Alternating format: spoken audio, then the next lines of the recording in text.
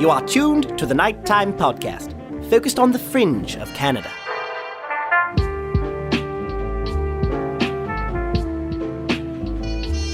Hello, listeners, and welcome back to the next episode in my weekly Keep Canada Weird series, in which my pal Aaron and I dig into some of the most interesting Canadian news stories that have been playing out. In tonight's episode, we have another mixed bag for you.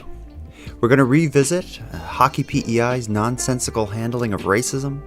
We're going to learn about a lost cat, some problems with PEI potatoes, and then we're going to call a couple Tim Horton locations and try to get to the bottom of these Justin Bieber tidbits. So let's get to it.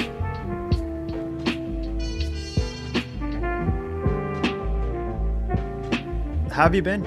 Other than, being bored, I'm pretty good, man. Why are you so bored? Is it are you self-isolating because you've been a close contact? No. I don't follow public health measures. Good. Then why are you bored? Just because you have no one to... Oh, I'm working from home, and, all my shows are shut down, so I'm just kind of... Yeah. I'm home with the cat, and he's sick of me. He really doesn't want to talk to me or see me ever again. Yeah, I guess you're one of those entertainer types that, like, your life really changes with the pandemic. For me, I hardly even noticed anything different. The only thing I've noticed is that everything takes longer when I go places and everything is weird. But for you, it's like your life, I guess, is upside down because people aren't sitting around at plays and such. Yeah, so my evenings are a bit different than what they normally would be, but hopefully it'll open up soon. Mm-hmm. And I kind of hope it doesn't, because theater's loss is nighttime podcast listeners' gain. You're one of the most selfish people I've ever met. Well, there we go. No, I hope it opens up. The pandemic is about more than me personally, right? It's about 50% you, and it's about 50% everybody else. Yeah. Okay. That's how I see it. You up for keeping Canada weird again by exploring the week in weird news and maybe getting a little freaky in a good way? That's cool. No, for in YouTube a consensual way. Yes, let's get freaky. We got to start with an update. So since we just started this, last week was our first one. I kind of thought there would be situations where we have to do updates on prior stories. We're going to start with that tonight. That makes this really episodic live streaming, which is very exciting. Yeah, to connect it together. But I think this is an update we saw coming. So we're starting with Hockey PEI's update. We knew an update was coming here. Hockey PEI has said it's sorry for the way it handled an act of racism between two teams back in December. And within that apology announced yesterday, the reversal of an indefinite suspension for a Junior B hockey player who spoke out against it. I'm feeling pretty good. I'm happy that I got news that I'll be playing again. So, just to get people caught up, as we talked about this in the last episode, is an anti-Asian slur was made by one player to the other. The other player's teammates slashed the guy who made the slur. Both the guy who made the slur and the guy who did the slashing received 2-game suspensions. The guy who did the slashing made a post on Facebook criticizing the organization for the way it handled racism. They didn't like that he spoke out against them on Facebook, so they permanently banned him from hockey in the province.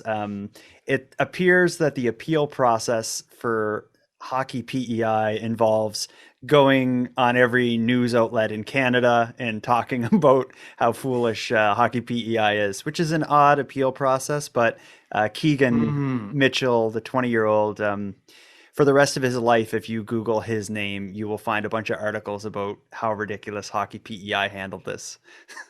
No, they're just like, please stop talking about this. Please leave us alone. Yeah, we're going to take it serious. We take it seriously. I can only imagine that it was like some junior low-level person within Hockey PEI is like, oh, he said something negative on Facebook about us? What is our rule on that? Well, it could be an indefinite suspension. Yeah. Right, draft the letter. Let's get it out. Not even think any more about it. Let's suspend this person, and then we'll look like complete morons. It's great. They put Hockey PEI on the map. What is the update with the player who said the anti-Asian slur. What does he get? I didn't see like a specific update Oh, on a I think furthering of the suspension for that player.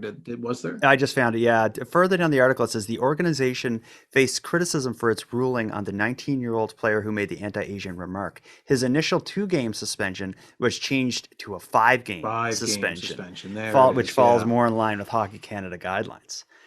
Well, yes, yeah. So that way they can blame Hockey Canada versus taking all the blame themselves for the disastrous situation they got themselves into. Yeah. So do you think at this point, like a change of tone for Hockey PEI, does that save them, or are you Well, forever they going should to? have. The 5 games still seems like a minimal suspension to me. Like, when you look at Mitchell, who is suspended for life for the social media comments, Mhm. and then all they did was bump the racial slur player from 2 games to 5 games. Mhm. Yeah. Seems still kind of weird to me, but Yeah. The you know. suspension is weird, but what it does is this whole situation really highlights a bigger issue way further up than what's happening on the ice.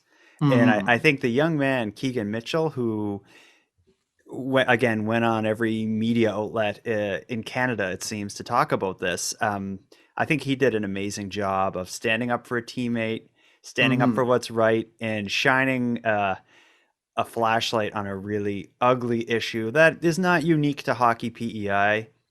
So No, but good on him. they'll certainly take the lead on it. Well, they're going to have to now because they were really like held to the fire, and I'm The glad. fact that it got to that point just shows the ineptitude of Hockey Mhm. PEI. Yeah, so we can move on from that, and hopefully we'll never have to talk about Hockey PEI again. Mhm. Um, so for our episode tonight, I have a few things planned. We talked about this beforehand. We picked out a couple different articles from the Week in Weird News that we would talk about, and we have maybe guest, maybe correspondent that's going to join us a little later. Possibly Chris Rutkowski, who is a well-known Canadian UFO researcher. He's a professor at the University of Manitoba as well, and just an all-around like fascinating, intelligent guy. Mhm. He's possibly going to be joining us in somewhere around 15 minutes, Oh, and then cool. and then after that, I think we have what I'm going to call like a one-sided unofficial partnership with Tim Hortons that they know nothing about. Yeah. Is that a good way to describe this? I don't know. Well, partnership is an interesting word to choose, Well, but I said one-sided. yeah, that's more called an ambush, I think. We're going to ambush them. It's Uh, about time. I'm yeah, so done with Tim Hortons as a company. there is no love lost there. We'll talk about that in a little bit. Excuse me? First, well, there's no love lost between us and Between Tim me and Hortons, Tim Hortons, or not me them. and They Tim Hortons. love me. They love your money. Yeah. We'll get into our thoughts on Tim Hortons in a bit. You brought up your cat earlier. You're a cat. Yeah, I'm a cat guy. I have a cat. He's my world. Yeah. Well, and you actually have an album, Songs for My Cat. Yeah, that was released probably 20 years ago or something. But still, it gives a statement about how much of a cat guy you are. Hmm. Has your cat ever Yeah. gone missing? Not this cat, no, but I've had cats when I was younger that went missing, and it's traumatizing, and it's hard to get over. That's for sure. But you've had, and I think every cat owner's had the situation where your cat gets out and it spends the night outside and comes home the next day. Yeah, like if you have an outdoor cat, your cat's gonna sometimes disappear for several days at a time. If it's the summer, they're just out exploring and hunting and doing their thing. But if you have an indoor cat that escapes, whether something spooks it or it's curious about something outside, someone lets it out by accident, Mm. that's a cat that is not conditioned to the outside. I guess for the first hour, but that's when it's the closest. Like it's usually hiding in the yard somewhere because it'll get very overwhelmed when it gets out there if it's not used to being outside. So the first hour is, if you don't find it in the first hour, it's probably far away. Jill is wondering in the chat what my cat's name is. What is your cat's name? Ken Tiggs. Is Ken near you First- there? Ken, want me to get him? Go grab him, and I'll Okay. start setting up. You the start next telling story. the story, and I'll be back. So Ken Tiggs may have escaped at some points in the past, but I don't think he's ever experienced anything like this bad boy from Vaughan, Ontario. This is a story that I found in the news and it just blew my mind. Here's a remarkable cat tale for you. An Ontario woman has reunited with her long-lost pet after nearly 12 years. Loli the tabby went missing back in 2010 from its home in Vaughan. Despite extensive searching and crossing of fingers, Loli's owner, Christine DeCastro, eventually accepted the fact her pet was gone for good. Fast forward to New Year's Day, and Vaughan Animal Services called Christine, who now lives in the Waterloo area. The news was astounding. A stray cat had been found with a microchip identifying her as Loli. I just shared the story of Loli, the cat who was missing for 11 and a half years. They found the cat. It had one of those microchip things, and maybe, Aaron, you can talk a bit about what that is, but that led to them identifying the owner, who now lives in a whole different city, and reuniting the owner with the cat. It's an amazing story. Yeah, you can get a microchip for your cat. It's just for that situation where if the cat gets found somewhere or lost, you can track it. I've never had it done, so I don't really know much more about it. I did a bit of Googling, and it's a tiny little thing they put kind of under the cat's skin, and it must just be enough that they can figure out, it's probably just like a serial number that connects to some database where they can figure out the owner. But imagine getting a call 11 and a half years later. I wouldn't even believe it. Doesn't a cat live for, 14 years, 13 years? A cat, like an indoor cat would live to 15, 16 years. Outdoor cat would maybe be 14 years or so, or something like that. Yeah. Here's how the owner describes it in the article. She's definitely a little bit older, a little grumpier looking than she looked when she was a young girl of 2, but very much the same cat in every aspect. They asked the owner, DeCastro, if Loli even recognizes her, and the owner says, it's really hard to tell. Cats keep their cards close to their chest, but she's been loving with me, so I like to think that it's slowly coming back to her. Yeah. The cat probably didn't remember. Let's try to get an idea of the size of my cat here. That is a big cat. Yeah, he's massive. For the viewing or for the listening audience, when we do the live stream, we both have our own little rectangle that fits our heads, our shoulders, our chairs, and the room around us. However, when Aaron stands up holding his cat, Ken takes up the entire rectangle. That is, Yeah, he's bedroom. a solid. He's got a lot of friggin' muscle too. He's super strong. Yeah. I don't know if you saw the picture I used of that cat from Vaughan, Ontario. Looks kind of like Ken. Yeah, it does kind of look like the similar breed, but I'll tell you that cat, he looks like he's seen some stuff. He looks mean. Oh yeah, and that's the thing. It would be so can the microchip paint a Google Maps picture of where the cat went? Wouldn't that be amazing? Well, and it's 11 and a half years. That's a long time for an outdoor stray cat. So I can only think that someone must have took it in for a while. Oh, absolutely. Yeah, someone definitely took it in, and then I don't know how it would make its way back, but yeah, it looks like it's seen some dark days. It looks like just looks like it's been to hell and back. I'm glad they're reunited. That's a nice story. And it's if you got that call, she probably the owner probably had to think for a second, what are cat? Oh my God, I had a cat 12 and years that's the thing, ago. without the microchip, it would have been you would have assumed it was just a similar looking cat. Oh, well, it would never be connected. No. Of course, they never would have found the thing. Probably would have been put down if it didn't have a microchip. 'Cause it's also hard to adopt a 14-year-old cat, I'm sure.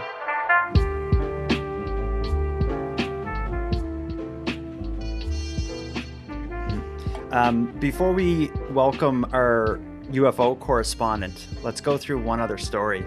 Yeah. You want to go back to PEI? Let's go back to PEI. well, I guess a lot of weird stuff has happened in PEI. PEI is taking the lead for coverage so far in this series. This story, there's a bit of kind of back legwork I'll do on the idea of, well, first of all, we should explain for people who don't know PEI well, is a significant portion of the economy in PEI is based on agriculture, specifically potatoes. PEI is, I don't know what it is about PEI, but it's famous for its potatoes. I believe it has something to do with the soil. When you go to PEI, Yeah, it's the red soil or yeah, whatever, the dirt is isn't it? different. It's unlike anywhere else. You can, and PEI is not even far from Nova Scotia, but Nova Scotia, like, if you dig a hole, you find like dark brown and like black dirt. In Yeah. PEI, you find like just like this like bright reddish orange dirt. It's like a different thing. I don't know. I'm sure like someone who knows geology and stuff could explain that, but I've always been interested by that. And I go to PEI every summer, and when I come home, I bring I collect some like rocks from PEI that have that same color and bring them home, and I have them all in my backyard around my fire pit to remember the good times in PEI riding crappy roller coasters, which is about all you can do there as a tourist. Oh, well, it's very flat too. So I wonder if that has anything to do with the conditions that are prime for growing potatoes. Regardless, it's that could be it, but it's PEI's or potatoes are big business in PEI. If they can't sell potatoes, the island would be in big trouble. It would just be like if all of a sudden like Vegas couldn't have tourists. You know, like it's like that's what so much of the economy is built around. And there's this problem that can happen with potatoes that I don't know the scientific name for it, but people simply call it potato wart. And it's a type of fungus that can infect a crop of potatoes. And it's pretty common in parts of Canada for people to get it like in their yard. Like if you're growing potatoes in your backyard and you're not using the sprays and stuff, you may get this potato wart, which has all these kind of nasty things grow on your potatoes and make them inedible, but it spreads from one potato to another. So if you get it in your crop, you know, your crop is doomed. In the potato industry, it's something they test for often, because if there is, you know, the regulators would have a big problem because they don't want it to be shipping potatoes with this germ on it to other places and spreading it around, as well as these big farms. If they get potato wart in their field, they could lose, you know, millions of dollars of potatoes or whatnot. So what happened just over the last couple weeks, or maybe the last month or two separate farms in PEI had tested for this potato wart, and these two separate farms both were shown to have traces of the potato wart. Potatoes are the lifeblood of Prince Edward Island, and the vast majority of them, almost $500 million worth per year, are shipped to the United States. So a sudden ban on PEI potatoes in the U.S. is a shock to the island's livid premier. This is devastating news. And I think what's most devastating for farmers across Prince Edward Island, family farmers, is that this is being inflicted upon them through nothing that they have done. The ban stems from the discovery of this fungus called potato wart in 2 PEI fields, whose spuds were never meant to leave the island. Potato wart can leave potatoes disfigured, but it's not considered a threat to human health. The most shocking part to islanders is that their potatoes are being outlawed not by American officials, but by the Canadian government. Minister Bibeau calls it a temporary suspension to prevent more damaging long-term measures from U.S. officials. Premier King says the government is overreacting. A knee-jerk and wrong-headed decision by the federal government. Others agree. You target the specific farms that are having some issues, specifically, not the entire island. Premier King says PEI potatoes are under attack. The best doggone potatoes in the world isn't just a lyric in a song, it's the foundation and bedrock of our industry here in Prince Edward Island. The reason we're talking about this is this stopping of the exporting of potatoes have led to a huge amount of potatoes sitting around in PEI, probably about to be thrown away, although they're good potatoes that are packaged and bagged. In comes a hero from Montreal, and somehow the press finds out about it. They are a staple, In fact, potatoes are about as basic a staple as they get. Sam Watts goes through a lot of them, and thankfully right now has a lot of them. Watts runs the Welcome Hall mission in Montreal. Its food bank helps about 2,500 people a week. Add to that the hundreds and hundreds it feeds every day. In our kitchens, we're making about 7,000 meals every week. That can use up a lot of potatoes. Now, the fact Watts' warehouse is fully stocked with potatoes is thanks to a donation by this man. Mac Watson is a retired geologist who wanted to help. Let me read some of it. The article is, man pays for 27,000 kilograms of PEI potatoes to be sent to Montrealers in need. So here's what it says. A large shipment of PEI potatoes is being put to use this week in Montreal to help feed those in need, thanks to the donation of a Quebec man. And now they're quoting him. I'm going to do it in a voice. I just thought it was a win-win situation, said Watson. Now you're making him not from Montreal with that voice. Oh, yeah, I made him like a Cape Breton. You gave him an accent, like a Cape Breton accent. I'm not doing a French accent. That would end up being offensive. So I just thought that it was a win-win situation. He donated $15,000 in order to cover the cost of buying 27,000 kilograms of potatoes. 27,000 kilograms. I don't know what a kilogram even is, but it's a lot. Let's Google kilograms to pounds. We use the metric system, but not with weight really. Kilograms to pounds. So how many kilograms? 27,000. 27,000 kilograms would be 59,524 pounds. That's a lot of potatoes. That sounds like a catchphrase from a sitcom that you would be in. Oh boy, that's a lot of potatoes. Anytime anything happens. Anytime the situation gets complicated.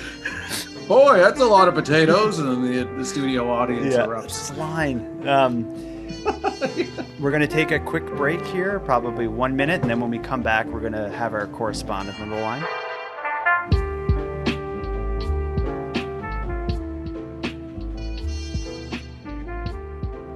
Chris Rutkowski is the lowest paid correspondent in all of Canada media as the UFO correspondent for the Nighttime Podcast Tuesday night series. Yeah. What are you drinking there, Chris? This is important UFO investigation tools and techniques. It's absolutely essential. Yes. I thought you were going to say important UFO juice. Yeah, juice. Yeah. He found it at the scene of a crash landing somewhere, a bubbling green stew. Yeah, it's the propulsion. Absolutely. Yeah. Chris, very few people have their finger on the pulse of UFOs in Canada to the extent that you do. Lots of people say they do, but I think you're the one that we should be going to. What's going on with UFOs in Canada over the last, say, month or so? Well, since the beginning of January, there's been about, let's see, a dozen, 15, 20 UFO reports. And they range from, the pretty banal to some interesting ones. Some are coming in through Nighttime Podcast, thanks to I sent you a few because I have a spot on my website where people can report a UFO. When I get them, I just pass them straight on to you. And I think I sent you two today, actually. Yeah, so there's a few. Some were actually from some time ago. People see, interestingly enough, as more people learn about places to report UFO sightings, they don't report things that they've just seen. They report things from some time ago, so we get reports from years and years ago. But one of the ones that you sent me from Prince George happened on the 14th. So was that Friday, 8:00 at night? Fellow took a photo of the moon, and a jet streak was seen going through it. He noticed on the photo there's sort of a portal or something crazy, several discs shaped with lights. Didn't see with the naked eye, but it just showed up in the photo. Drawback, he didn't supply the photo. Oh, that hurts. So but he probably included his contact info so you can reach out. Yeah. So just a matter of things that have to be followed up upon. No problem at all. So things like that happen.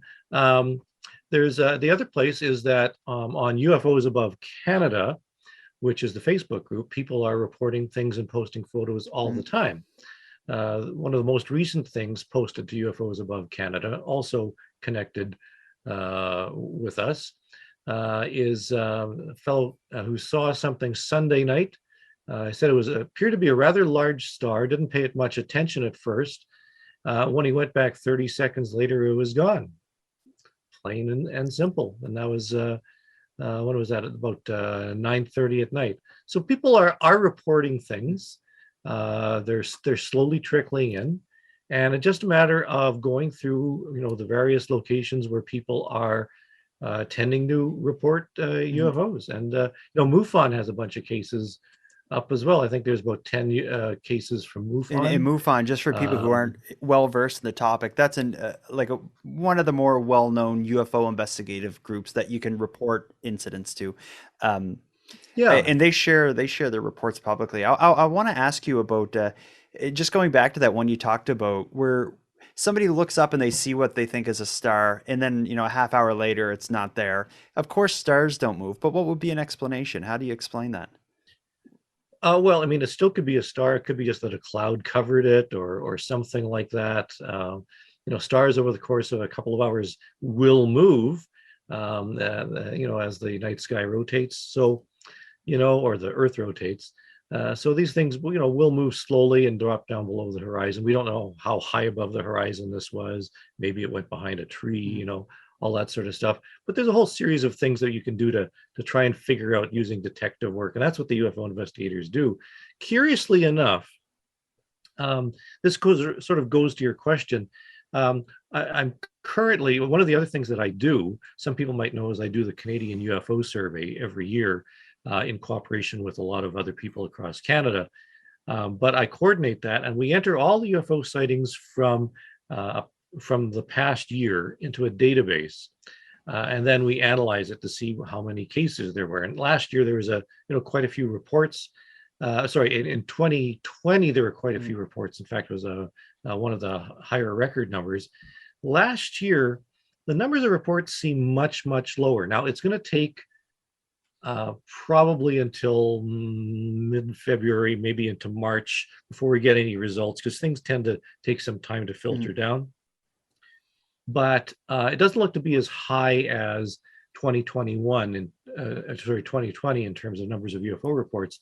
And one of the reasons we think this is because in order to, report, for example, on from the link to your website that eventually gets to us, or to MUFON, or to some organization, even reporting to Facebook, a lot of these, you tend to do it onto a computer. Well, people have apps now. And there's no UFO app. And so I can challenge anybody who's listening to come up with an app that would be somehow connected to Nighttime Podcast for people to report UFO I never sightings. thought of that, because it has, the internet has really changed now, where so much of the internet is kind of stuck on these little islands. Like when you go on the internet, you may be on Facebook, which is its own thing, or on Twitter, but very few people will go to a website for a specific reason, a separate website that exists outside of these kind of isolated islands of internet that you use. Oh, that's interesting. Yeah, I mean, when I started, I'm old. Let's face it, I'm old. So when I started doing UFO stuff, I was actually faxing, using a key punch. Oh, this is not even fact. I was actually punching on a key punch machine onto cards and loading the cards into readers back in the 70s. That's how it's changed. Even the software that we're using, like Fortran and later on DBase, and now we've gone beyond that into machine language. But you haven't figured anything out yet. No. But we do get some interesting results. So we see how things have changed over the years. The shapes have changed. The classic flying saucer is long gone. At one point during the 90s, we had triangles. Those are long gone. There's a whole series of things that we can show, and mostly it's about the number of UFO reports that have risen and fallen over the years. We've had peaks, very significant peaks. Just trying to make some sense out of all the data, because when you look at it, really, the UFO reports, the sightings that people have and let other people know about, those are the foundation upon which all of ufology, all the speculation about propulsion and whether there's a cover up and whether they're reptoids or mantises or whatever, it's all based on the sightings themselves, and that's data. And if you don't get the data, then you don't have anything. So we're actually looking at the actual reports that people are filing, and so we have an idea what people really are seeing. And since 1989, when we actually started doing this in earnest across Canada, we have something like 23,000 UFO reports, which is more than Project Blue Book actually collected. Which was an American research kind of project. The TV show that was so terrible recently. It was terrible. Yeah. But I was looking forward to seeing it too, but really disappointed. So there's all sorts of stuff, and it's interesting to look at the actual. When you look at the actual cases, a lot have explanations. A lot are incomplete. People are making some honest mistakes. There's a lot of people who are just what's the word? Charlatan? Does that word ever come up? Charlatan? Yeah, we can come up with charlatan. Charlatans from Charlottetown? Is that what you're saying? From all over. Since you're talking about Prince Edward Island? Yeah, charlatan potatoes. And okay. Very, very much. So what are you working on now? I know you got a book coming out in the not distant future that looks at Canadian military or Canadian defense and UFOs. Yeah, I mean, it was supposed to be out last summer. But the last I heard, it actually is supposed to be coming out pretty soon, over the next couple of months. Actually, what's interesting is that I wanted to have it out last summer because there's another book by a Canadian UFO researcher that's coming out in April. His name is Matthew Hayes. The title of the book is Search for the Unknown. And he actually interviewed me for the book. He was doing his PhD thesis on the Canadian government's involvement with UFOs. And so he actually went into the archives, spent lots of time in there, looked through lots of cases, did some statistical stuff, but really wanted to know what was the philosophy, like what was going on behind the scenes. So he went through memos and meetings and all that sort of stuff. Very fascinating book. His PhD thesis, which is actually available online, is very academic. But he translated it into modern, regular people speak for this. And the book is coming out fairly soon. And my book was supposed to come out sometime in advance of that because it's sort of a companion piece in that I look at the individual cases for some of the more curious and more fascinating UFO reports that have been filed with the Canadian government over the years, going back into the 1940s. So the two books together, it looks like they're going to be coming out very close to one another. So it'll be interesting to see how we get a twofer coming up in terms of Canadian government and UFOs. I and the other listeners of this show will be looking forward to reading them both. Thanks for joining us, my friend.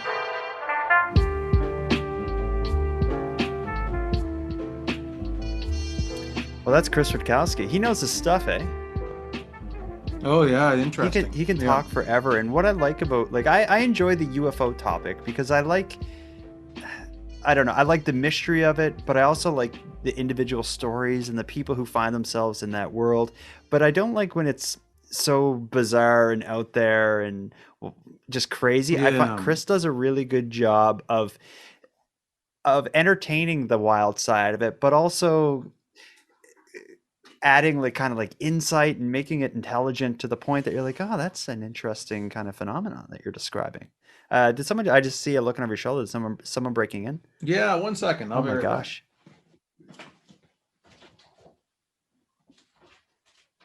Oh my. Are you okay? What's happening? I don't know. The cat's up this Okay. All right. I just heard this weird scratching, but he doesn't normally do that up here upstairs. He's normally downstairs batting his toys around, but I don't know what he was playing with. So we got one last kind of story to get through. This one is it's short, but I really like anyone who's up for dunking on Tim Hortons. Yeah, which is me. Me too. Let's get that out first. First of all, what are your thoughts on Tim Hortons? Yeah.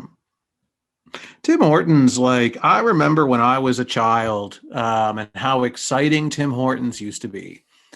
And anytime that we were forced to go anywhere with our parents, we were always promised Tim Hortons afterwards. And I distinctly remember always walking into the restaurant, the Tim Hortons restaurant, and the smell would be very distinct of baked goods and cakes and donuts and eclairs and all these different things that they made in-house at the time, but they would be baking all these things out back. And so the smell was so like bakery in there, and it was they always had really delicious stuff, and it's changed. But ever since the same company that owns Burger King, I think, took them over. Yeah, they own them now, but I feel like the decline isn't with them, because I feel with that merger or partner, whatever happened when they got bought out by that American or Brazilian company, I think it's been a slow, gradual decline since like the 90s, I think. Yeah, it was going down since like long before that. But like ever since that company bought them, I've been finding they don't know who they are anymore. And they like, sell, the menu is all over the place, and like I think they lost their way big time, but they don't know who their customer base is. Like when I think of who Tim Hortons is designed for, I think of my dad, who's like the most like simple, basic guy, and he can go in Tim's and be like, I want a double. And he doesn't have to horse around with like saying like different, like I want an Avente, medium, mocha, like none of that. And then if he wants to order something, it's like a whole wheat bagel with butter, or just like a donut that he knows, Boston cream donut. But now they sell, like they're always trying new kind of fancy things that my dad and like all the people he's connected to would just roll their eyes at. Like my dad would never want a Beyond Meat sausage biscuit on an egg, these kinds of nonsensical things.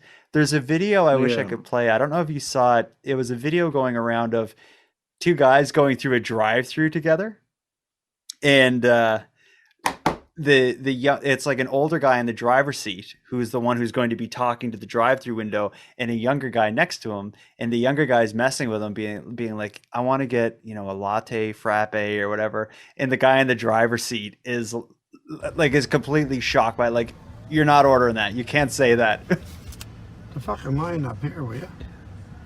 Picture spot than home. Maybe I should get a latte. What? No, I was thinking get one of them latte expresses. Latte express sounded fucking cool. Holy fuck, you're crazy. If you're getting a latte express, I'm going inside. No, so I'm not saying the name. You're getting a medium coffee or something. That's what you're getting. Just ask for a latte. Well, then you holler through the window when I get up to the fucking cash thing here. I get mixed up saying it. Well, what do you expect me to do? You got that fucking machine on? No. You fucking shut that off or I'll kill you. It makes it overcomplicated for the average person. Yeah. I just wish they would stick to what they can master, like master that and slowly branch out. But like back in the day, it was just donuts and coffee. And that's what they mastered. And then they had a few other items that made sense around donuts and coffee. They had little like kind of like tasty or like cakey kind of things. They had actual cakes, like their Black Forest cake that they used to bake was awesome. And they had a section, they called it the fancies. Like they had the big long eclairs that were a killer. The eclairs and gingerbread men and things that, and they were really good and they were made fresh, like right there. And the coffee was good, and they too. mastered that. And I think, I don't know. There's been lots of rumors I've heard about they changed their beans or they lost the contract to their beans they had forever. But I do find whatever it was. I don't know what the truth is, but I find their current coffee is unappealing to me, where that was but it was always my favorite growing up, and I don't like it now. It's always my second choice. It's the lowest on the list whenever I'm looking to get like a takeout coffee. Tim Hortons is at the bottom of the list.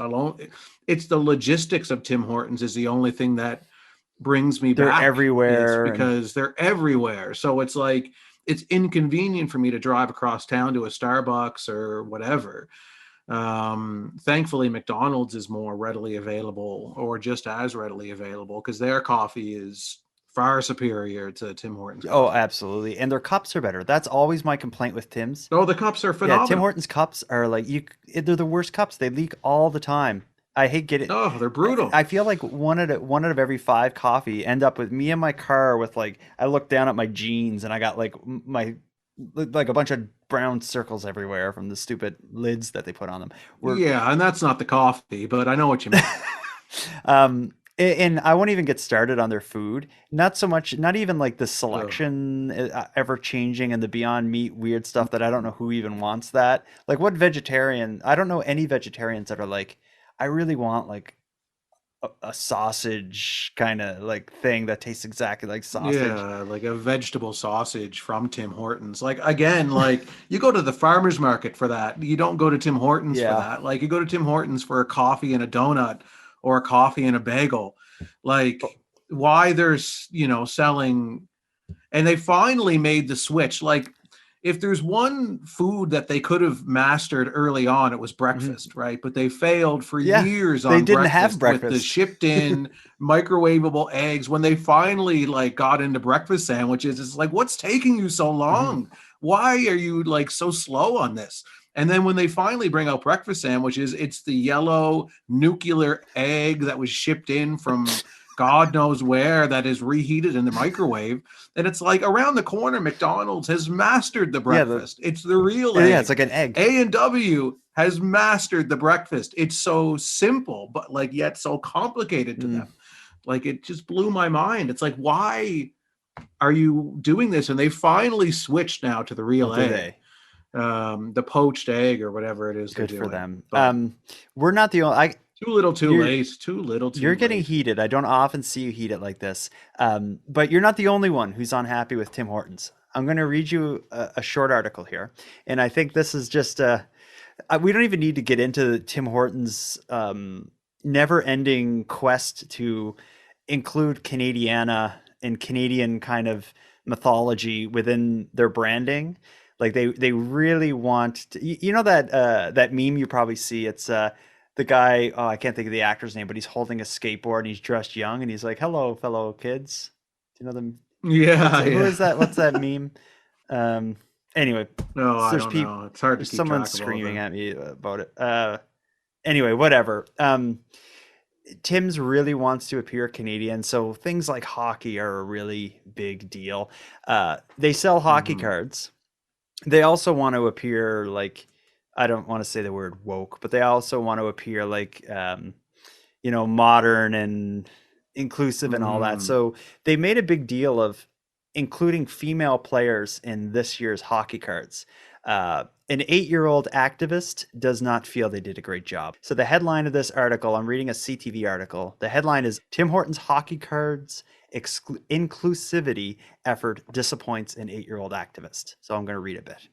An 8-year-old girl in Ontario is pushing for Tim Hortons to do a better job representing women in hockey after she bought hockey trading cards from the company that she expected to prominently feature female players for the first time because they advertised that, but was inspired to activism by how few she got. When Hannah, an enthusiastic young hockey player from a co-ed team in Toronto, was recently going through her dad's boxes of hockey cards, she was disappointed to see it was all men. So when Tim Hortons announced members of Canada's women's Olympic hockey team would be featured in their trading cards, Hannah's mother said her daughter was ecstatic. She even marked the day on her calendar. In that morning, we walked into the Tim Hortons near our house, and we opened them. But of the 45 cards they purchased, only 5 had players that were women. The daughter is quoted here. They said they were going to feature women, but there weren't enough. So And eventually, I'm going to skip further ahead, but eventually the daughter pens a letter. She writes a letter in an adorable like font that kids write, and has her parent. That's manipulative, though, that font. It is, but it's effective, and it will always be effective because we all use that handwriting. I've written letters in that font. It's gotten so I think this must be her dad who sends. He posts the letter on Twitter and tags Tim Hortons. Do you want to read the letter if you have it in front of you? If I do, if you don't. I can get it up in a second. Okay. In there. Maybe you need to be signed into Twitter for that to load. That's probably what's wrong. So here's what the letter says. Dated January 9th. To Tim Hortons. I am very upset because I bought 15 packs of Team Canada hockey cards, which is 45 cards. Only 5 were women! ! Tim Hortons said the packs were going to feature women, and that's why I bought them. Women are just as good as men, maybe even better! The women deserve for the whole world to know about them because they are awesome hockey players too! It isn't fair because most hockey cards are men, so there should be more women hockey cards, and I want a change. This problem should be fixed immediately. From Hannah, age 8. And then she ends it. I love the ending. With P.S. I love your birthday cake waffle, Tim Beebs. Listen, there's 2 issues at play. It's the representation of women in the hockey cards, and the other issue is a usage of explanation points within the family. Yeah, because the father's tweet is riddled with explanation points, and the letter from the daughter is 3 to 4 times more. You're saying explanation point. Oh, am I? Exclamation point. Yeah, exclamation points. And you didn't see her letter? I was actually going to comment on this. If you look at her letter, the exclamation points are much darker, almost as if she went over them 2 or 3 they're times. like drawn in, like they're really exclaimed. It's very effective. That's an issue. But as far as the hockey cards, I think they probably just wanted to say we're going to include women this year. Like I don't know. I'm always like with anything Tim Hortons does, I'm going to be skeptical about it, and I think I'm sure they could have done a better job. But that said, they'd have the Canadian women's hockey team. But is there a women's hockey league? I truly don't know. Like that would be equivalent to like an NHL, AHL thing. I don't know. There must be. But either way, there's like, because the women that play on the Olympic hockey team must have been farmed kind of from some other leagues and stuff. So there are leagues. Tim Hortons, if anyone wanted to shine a spotlight on like the women's hockey leagues and stuff, Tim Hortons could have done it. No, but no, I think they just did the bare minimum. They definitely did the bare minimum. Although, 5 for every 45, like, I don't know. It's, I don't know what the ratio should be. It should be 50-50, I guess, but I think the issue is that they kind of promoted it that way. Yeah, I guess they probably gave the impression that there was going to be more cards than there were. Mm-hmm. That's an issue. But this, again, Tims always have pie on their face because there's so many reasons to get after them, from their bad food to their treatment of their employees, which has been in the news, to this. But there is one product that Tim Hortons sells that I'm cool with. And I think Hannah from that letter is also cool with it. She ends with, I love your Tim Beebs. Tim Beebs, yeah. The Tim Beebs partnership is Tim Hortons and pop star icon Justin Bieber. That's a good partnership. Is it? I mean, I'm sure it's effective in what they're looking to do with it, but like, it's good because it's absurd. I don't find it absurd. I find it desperate. Do you think it's he's a huge star. Like he's a huge star, but it's just like, okay, our product can't do it, like can't cut it, so we need to like, how do we reach out and get people to does anyone know Justin Bieber? He's my cousin. What I think they did, and I'm going to try to explain the product first, is that, so they have their donuts, which are, I don't know, let's just say 75 cents or something. And I think they wanted to find a way to raise the price of the donuts. So they came up with something called a dream donut, which is a more elaborate donut. It'll be like a regular donut, but it has a bunch of stuff on it and a different filling, and it's just crazier. And the dream donut, instead of 75 cents, is, like $1.40. But now when you go to the store, there's a ton of dream donuts and not as many regular donuts. And maybe that's their way of slowly raising the price. And I think they may have wanted to do something similar with Timbits. And for people who aren't Canadian that are listening or watching us, Timbits are small little circle donuts. So they're instead called of donut hole, or they're like, isn't like the first name of them donut holes or something, or donut hole Timbits? No, like the Timbits, they didn't invent the fact of taking the dough and making, or maybe they did invent that, but they used to call them like something else. Yeah, well, I've heard like people say like it's the middle of the donut, but really it's just like one drop of the dough into the grease. And yeah. I don't know how you would describe But Robbins calls them Robin's eggs. Robin's eggs, yeah, but that's just they're the total knockoff of Timbits. I don't know who did it first, but a Timbit is just like a circle ball of, like, think of a golf ball made of donut, and yeah, it's just the center of a I donut. think Tim's wanted to come up with a dream donut version of a Timbit, so they found a way to take their regular Timbits and soup them up a bit and raise the price of them a little bit. But I don't think they wanted to, like, they've already done dream donuts, so they needed to do something cool. Maybe like the hockey player Sidney Crosby wasn't available or something. And for some reason, they decided to go to Justin Bieber, and they hatched out the idea of doing Tim Bieb, which I also think is a failure. That's the name, because instead of Timbit, these ones are called Tim Biebs. So they tried to match, Tim's with Justin Bieber, who they call Biebs. Mm-hmm. It bothers me they haven't called them simply Bieber balls. That's what I call them. Well, I mean, who doesn't want to chew on some Bieber balls? But Kyle McDonald in the chat said donut holes is the American equivalent. Donut holes. It is. All right. Thank you, and Kyle. I was trying to communicate that to you, and you really brushed me aside. I thought you were wrong. I thought you were going I knew I could tell, and I'm like, no, I know I've heard that term donut holes as like that's what they're called, but Timbits is their version of donut holes. I should give you more credit, because I truly thought you were going to start explaining that it's the center of the donut that was like removed.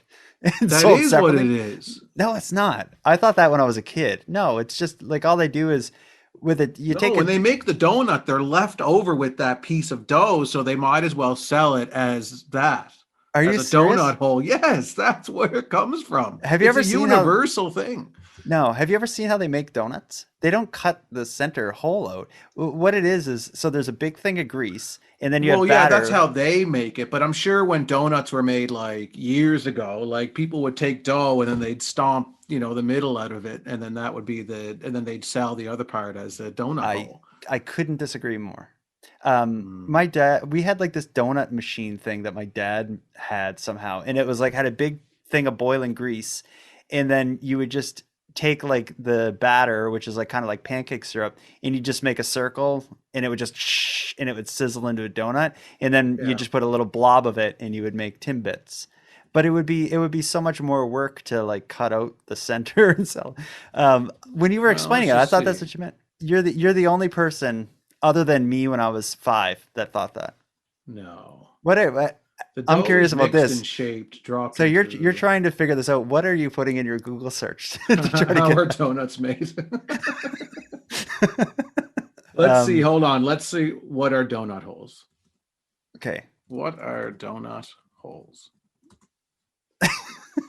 Are small bite-sized donuts. They were traditionally made from the dough taken from the center of the ring of the donuts. Are you serious? Yeah. Wikipedia. Okay. Yeah. That's on Wikipedia? Yeah.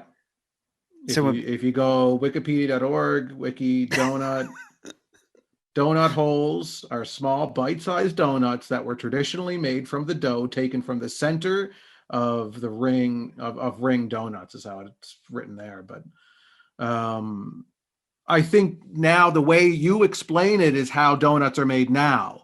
So before maybe it was more like a cake, and they actually before it was just like, they were just taking the center out of the dough and then selling the donut holes separately because they had that extra dough. Yeah, but my thought about that is, why would you even take it out? Why wouldn't you just sell it as a circular cake? Like, well, because I don't know. I mean, I'm sure there's some like traditional reason. Traditionally, donuts holes are made by frying. Okay, no, that's not what we're looking for. Okay.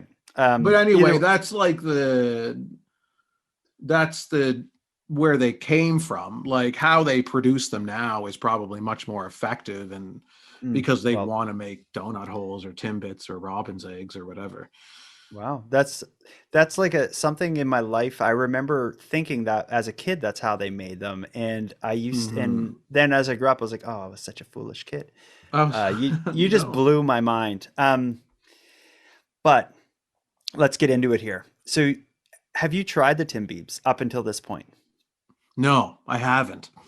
Do you got any with you? I have the Tim Biebs in front of me. Yeah, they come in like a silly little case. I'm kind of cool with the style. I like the pattern, but we both have boxes of them. I bought mine tonight. My son and I've had them a few times, actually a whole bunch of times, and my son and I have tried them a billion times. But what I did was I saved one of each flavor, because the Tim Biebs, really what it is, like I said, and getting back to the idea of dream donuts, what it is like 3 new kind of Timbits that have been souped up. In my box, I have just the 3 remaining or one of each of the 3 flavors. So I thought we'd try them on air. Yeah. I don't know do you know what the flavors are? No, I don't. This is my first box of Bieber balls. Okay. And I know what to do. I see 3 different kinds in here, and this is my first time to try them. I know what to do, because I got the podcast phone. I might as well get to the source. I'm going to call Tim Hortons in, let's go with Cape Breton.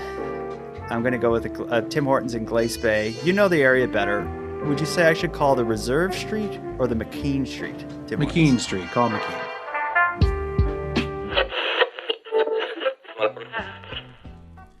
Hello, listeners. Sorry to pull you out of the episode like this, but I want to take a moment and let you know about bonus content I recently posted to the Nighttime Premium feed. If you've been listening to the show for any length of time, you'll likely recall the 2-part series I did about a missing child in Nova Scotia named Dylan Ealer. There was recently an update to Dylan Ealer's story that's quite unusual. Dylan Ealer's father and past Nighttime guest Jason Ealer was recently arrested in relation to a fraud investigation. Jason Ealer, at present, is facing 33 charges related to this investigation. In the latest Premium Feed exclusive Nighttime Short episode, I tell the story of Jason Ealer's charges. If you're interested in that episode and other episodes like it, they're available now on the Premium Feed. If you're interested in going premium, you can do so at patreon.com/nighttimepodcast. Again, support the show and get more of it at patreon.com/nighttimepodcast. And just a gentle reminder for anyone on the fence, all annual subscribers of the Premium Feed will receive a free Nighttime swag pack by mail. Now let's get back to the episode.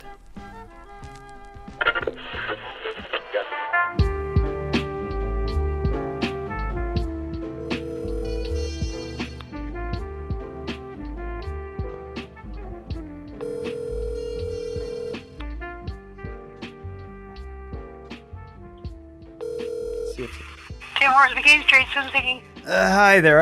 I'm working on a marketing project. I just wondered if you had a second. What I was wondering No, I'm sorry. We're really busy. I can't. There's only 2 of us here. I'm busy. Okay. Oh, thank you. Okay, Bye-bye. bye. Screw the McKean Street Tim Hortons. Let's see if reserved. Well, you know what? I'm worried that we might get that similar reaction every one we call. Maybe I'm going to try to just ask them something. I'm not even going to tell them who I am or what I'm Although doing. it's pretty late. I mean, how busy could they be? How busy could they Bieber? I'm going to try Reserve Street.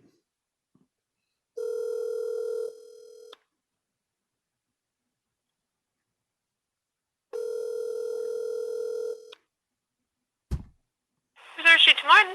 I just wondering if you could tell me. I know the Justin Bieber Timbits. There's 3 different flavors, and I have them here for my kids. But could you tell me what the unique flavors are? Like what they are? Give me 1 second.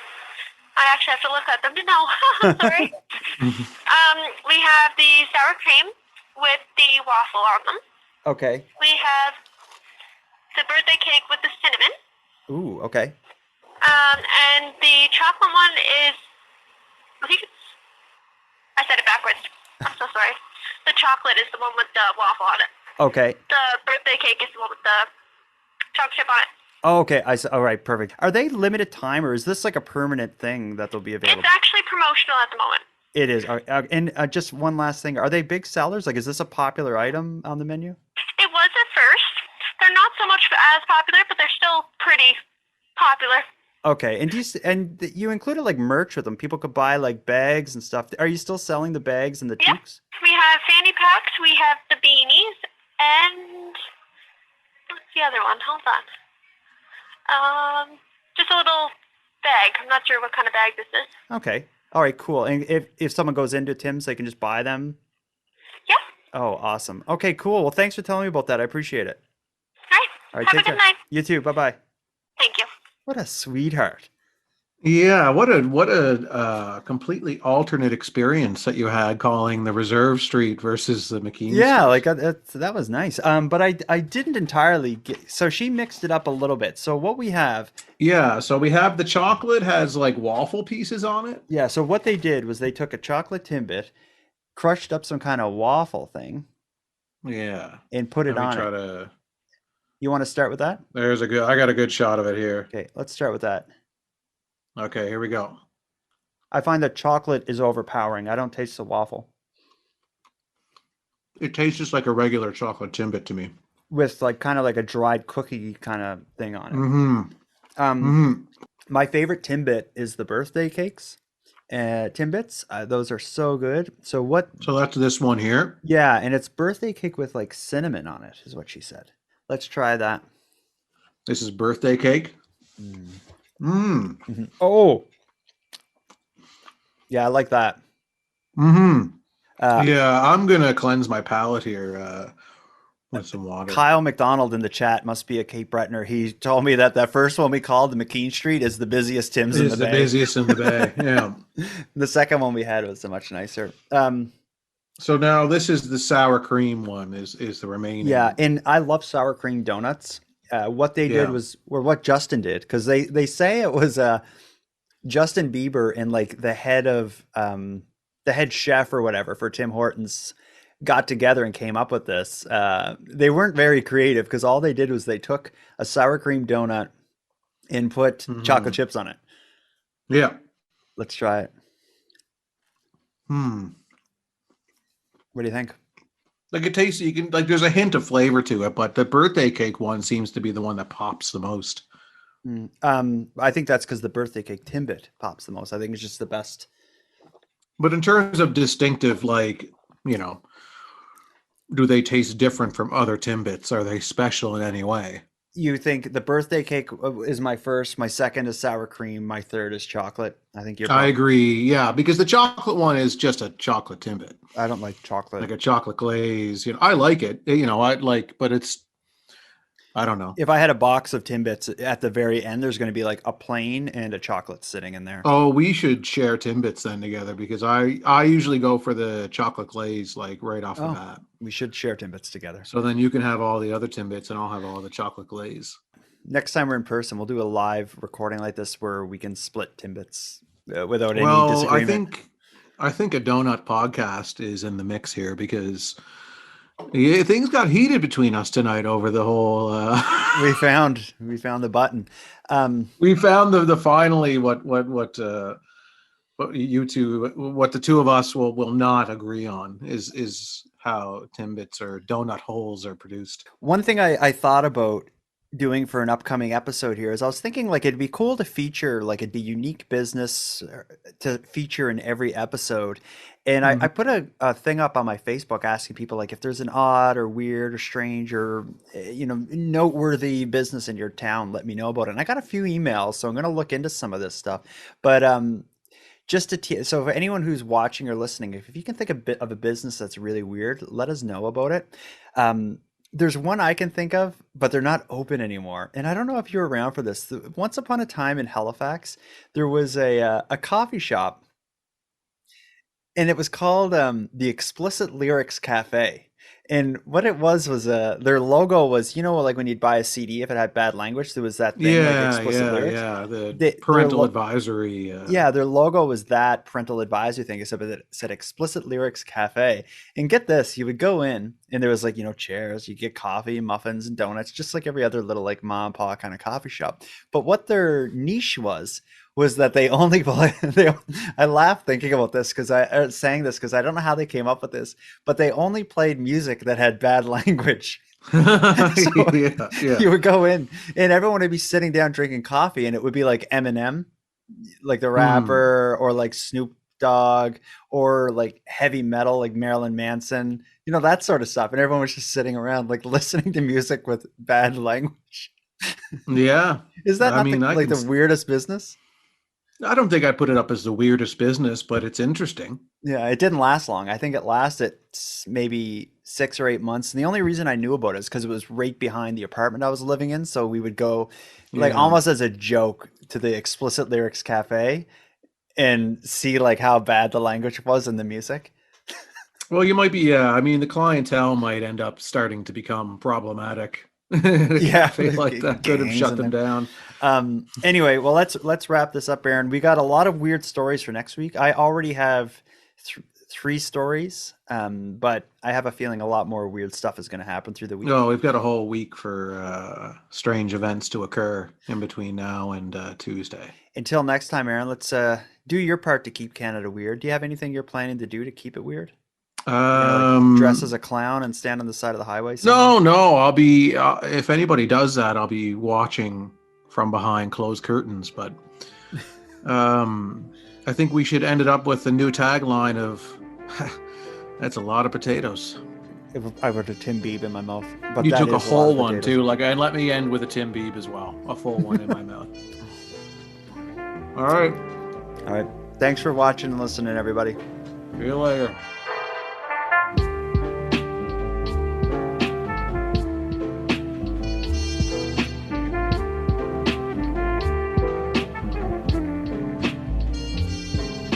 I want to thank you for joining Aaron and I for our Keep Canada Weird discussion. But before we part, I have some thanks. First, a big thanks to Aaron for sharing an evening with me and with the listeners of Nighttime. But the most important thanks goes out to everyone who listens to Nighttime, as without your interest and your support, the show would be as pointless as it would be impossible. But with that said, keeping the show alive is and has always been an uphill battle. So if you want to help take a bit of weight off the show's back, please subscribe to the premium feed. Not only does it make the show possible, it'll give you more of each topic than you're going to find here on the free feed, as I'm adding exclusive content regularly. So for about the price of a pack of Tim Beebs, keep the show alive and give yourself more of it at patreon.com/nighttimepodcast. And with that said, let me thank the newest supporters of the show: Mimi, Kristen, Valerie, Carrie, and Clara.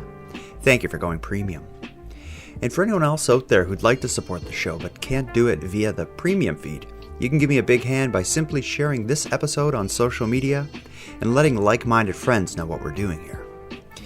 If you have any story ideas or want to give feedback on the show, you can reach me at nighttimepodcast.com or find me on social media. I use Facebook, Twitter, and Instagram, and I'm often live on the Nighttime Podcast YouTube channel.